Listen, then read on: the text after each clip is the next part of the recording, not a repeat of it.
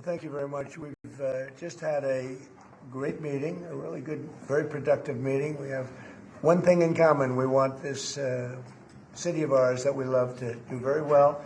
And I wanted to congratulate the mayor. He really ran an incredible race against, a lot of smart people, starting with the early primaries against some very tough people, very smart people. And he beat them easily. And I congratulated him.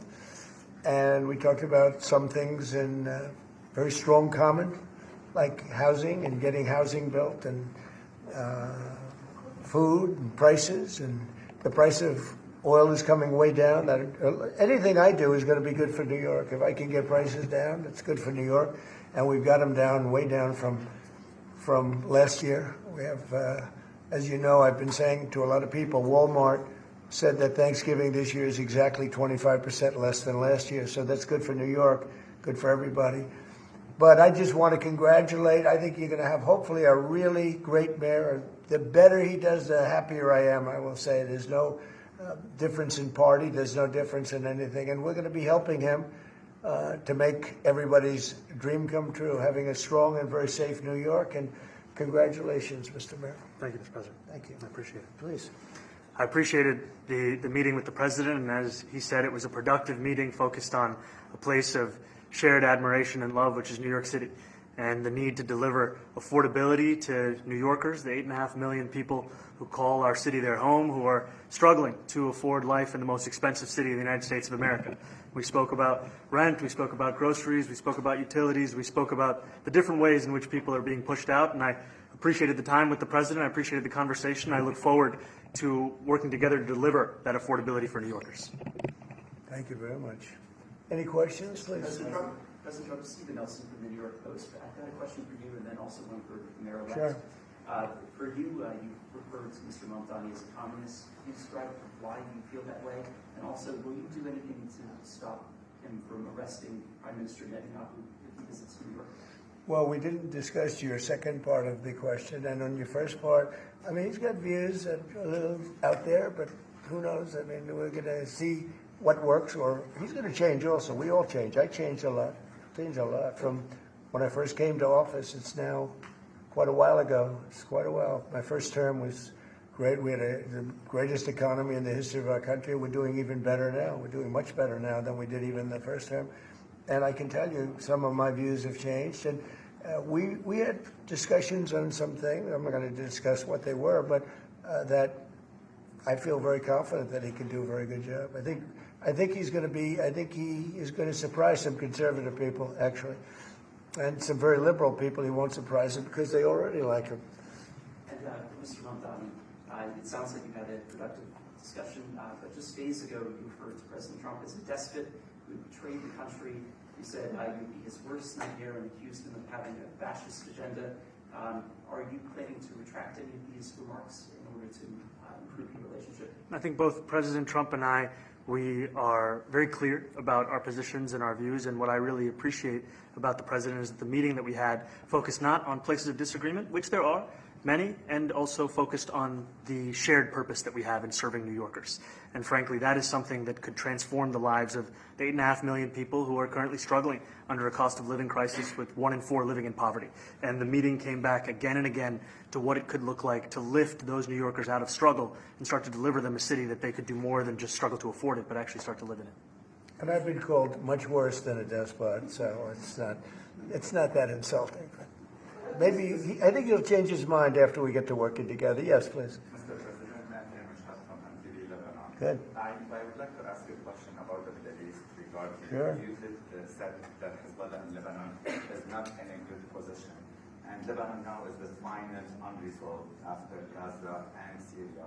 Given your assessment, like what do you say for the Lebanese today if the independent state in Lebanon? And what is your next move to push toward disarmament? Sure. Well, we are pushing for total disarmament of Hamas and, frankly, everybody else.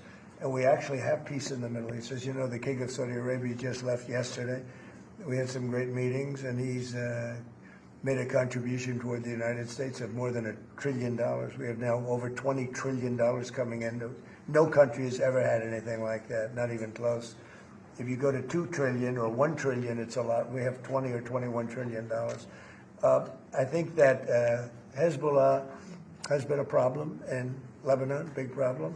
We're working with Lebanon. We're working with everybody in the Middle East. That's another thing I think we have in common. We want to see peace in the Middle East, and we actually have now, for the first time, peace in the Middle East after 3,000 years. And now we're going to refine it, and I think you're going to see some very positive things happen. There is a potential to invite the Lebanese president. Oh, sure.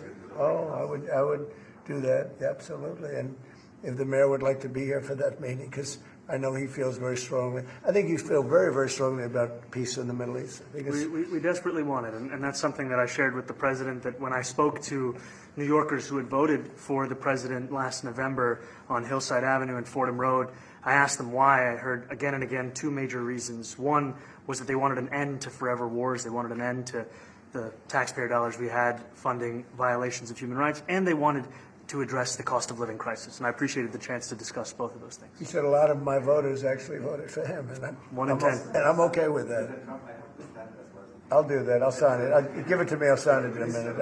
That's pretty good.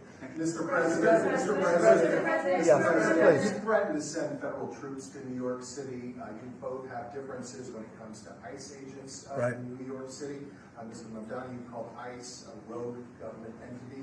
I wonder how you reconcile your differences on both of those issues. Well, I think we're going to work them out, and I think that if we have known murderers and known drug dealers and some very bad people, we want to get them out. And the mayor wants to have peace. We discussed this at great length, actually, maybe more than anything else.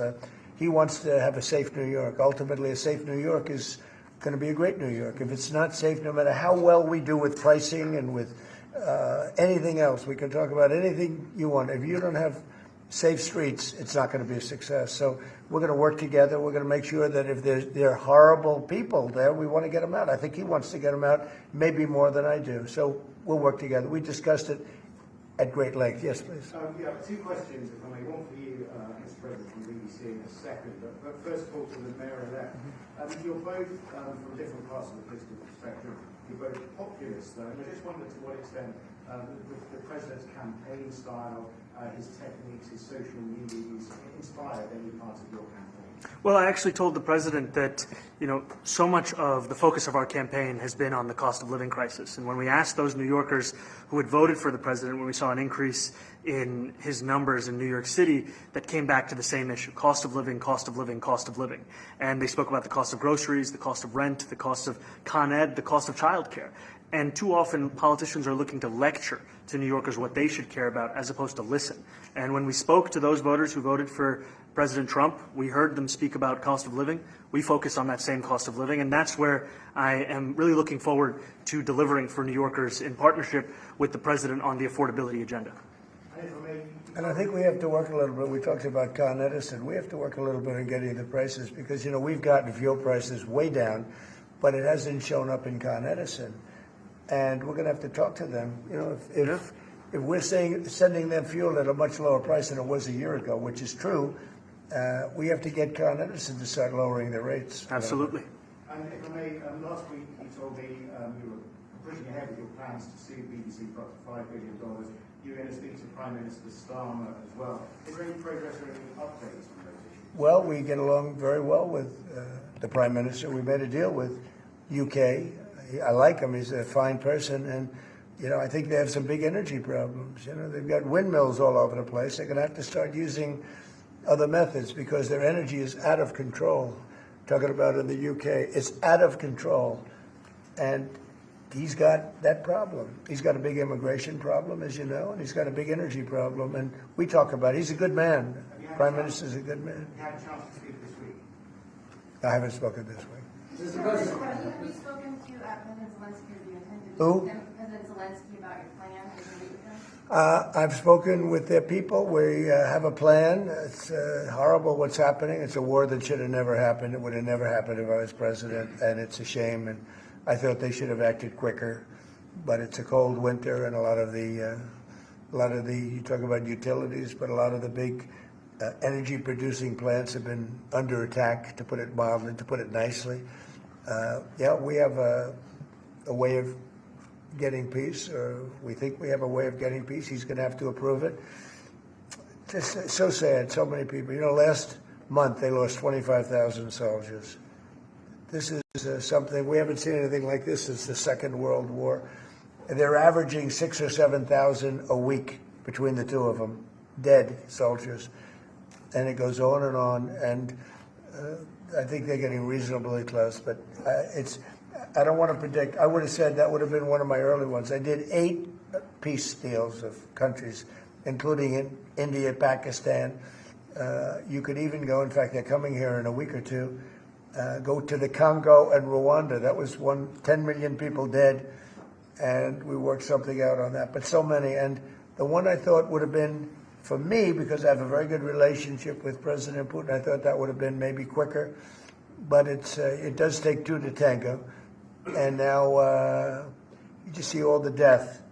And, it doesn't affect us other than the fact that we don't want to see all those people that really, it's on the other side of the ocean. It's a war that should have never happened. It did happen. I blame the person also sitting right behind this desk. This is a war that should have never happened, and it wouldn't have happened if I were president. But we're trying to save a lot of lives. They're losing 25,000 lives over the last short period of time. That's Ukrainian and Russian, and it's a shame. What happens if I want to ask the mayor-elect about a House resolution just passed overwhelmingly to condemn socialism, including with 86 Democrats, all of House Dem leadership, and the minority leader, Hakeem Jeffries, despite his endorsement of you. What's your reaction to that? I have to be honest with you, I focused very little on resolutions. Frankly, I've been focusing... Condemn socialism. I understand. I think the focus is on the work at hand. I can tell you I am someone who is a democratic socialist. I've been very open about that. And I know there might be differences about ideology, but the place of agreement is the work that needs to be done to make New York City affordable. That's what I look forward to. And I want to clarify that your answer to Stephen Nelson. He asked about your comment calling the president a fascist, and your answer was, both President Trump and I have been clear about our positions and our views. Are you affirming that you think President Trump is a fascist? I've spoken about... That's okay. You can just say yes. Okay. Okay. It's easier. It's easier than explaining it. I don't mind. And Mr. President, I wanted to ask you also about this Ukraine plan. Yeah.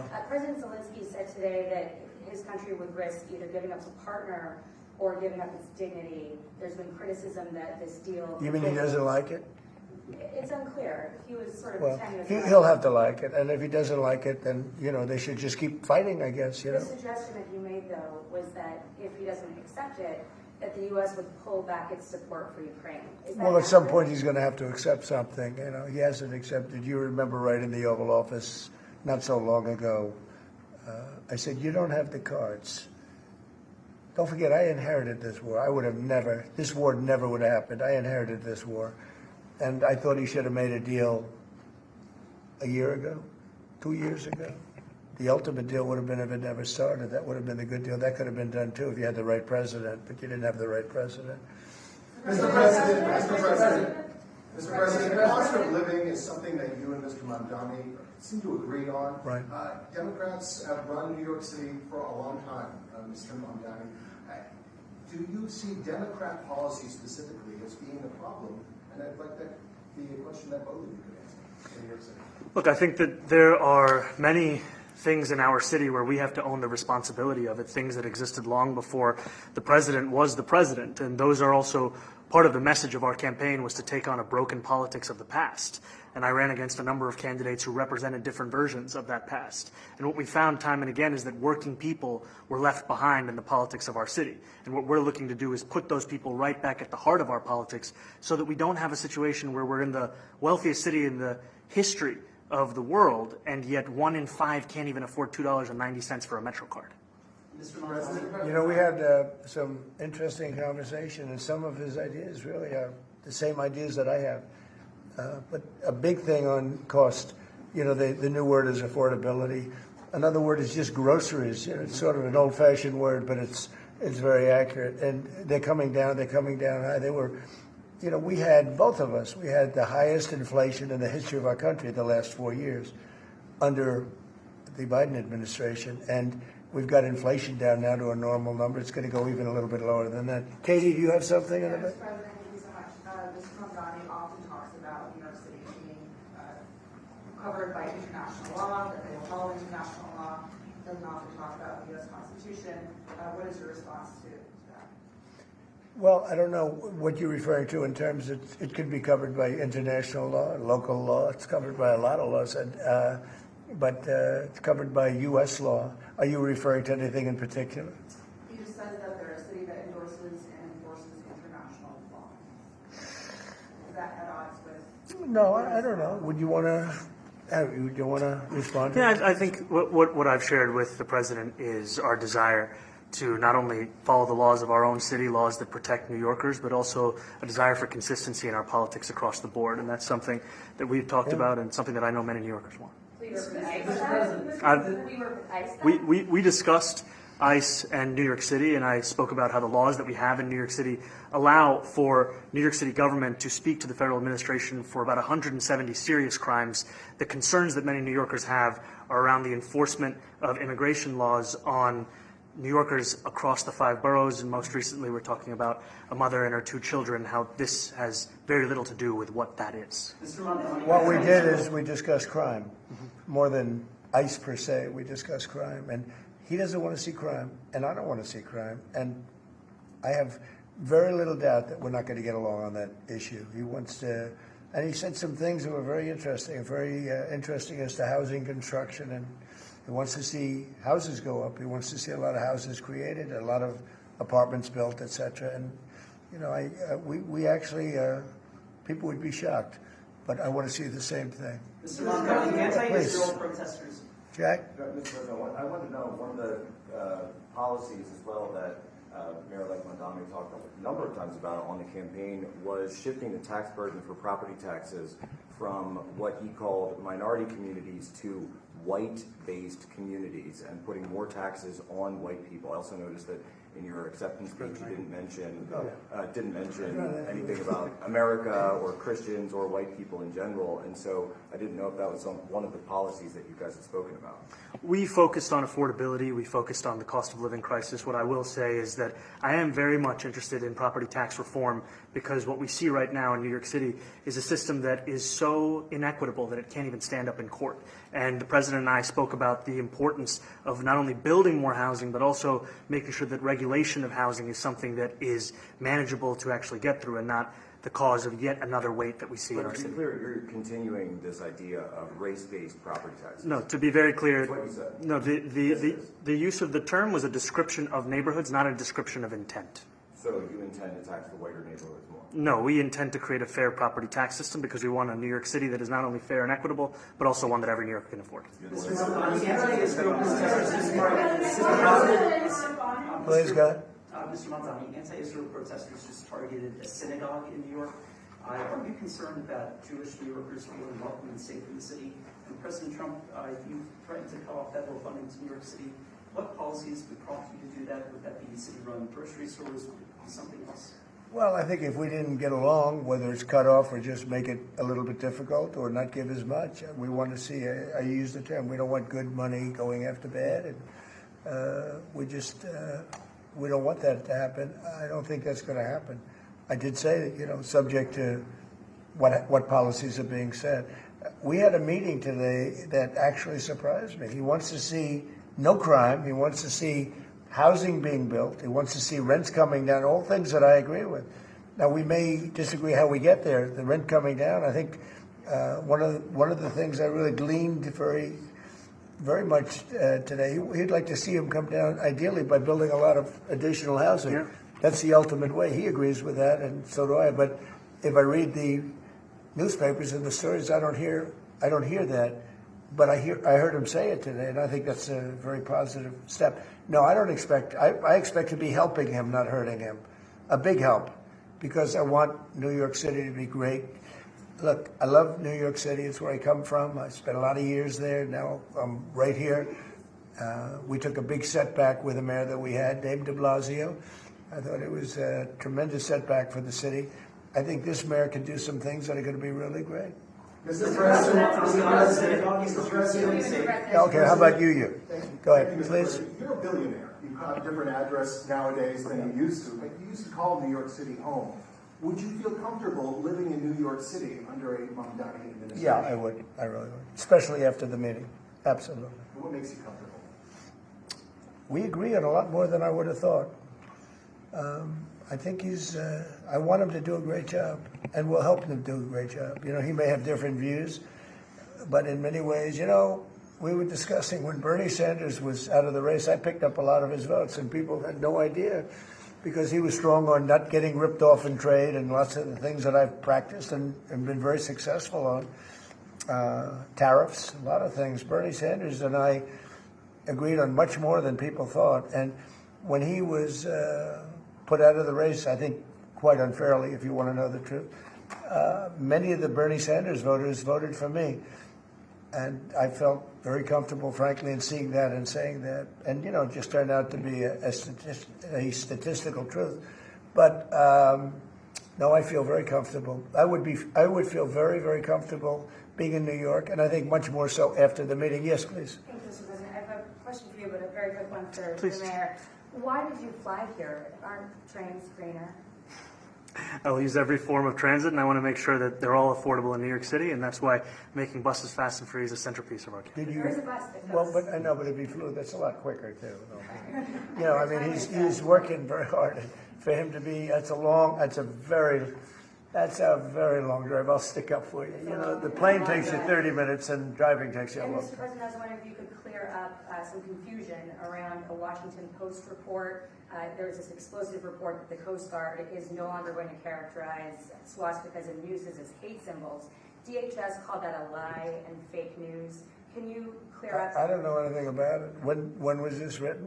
I think yesterday. Well, look, the Coast Guard's an incredible group of people. I know them very well. We just ordered a lot of new Coast Guard cutters, beautiful, the most magnificent ship. They look like yachts with lots of guns on them. So I don't know. I haven't seen any report like that, but certainly we want them to remain a great force, and they are. Mr. President, and you did a piece in all the 9 months Yes. around the world. I would like to ask Mr. Mamdani, you've accused the U.S. government of committing genocide in Gaza while President Trump was working on peace. Why that?